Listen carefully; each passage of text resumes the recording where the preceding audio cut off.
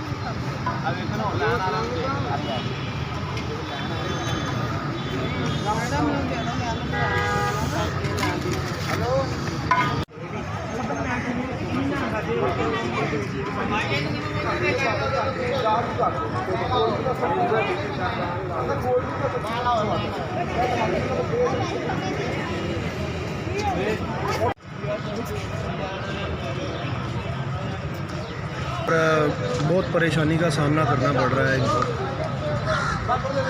अल्लाह ताला सबको दे, ये जो खिदमत कर रहे हैं लोगों की, बहुत अच्छा काम है। अल्लाह इनको और ज़्यादा दे।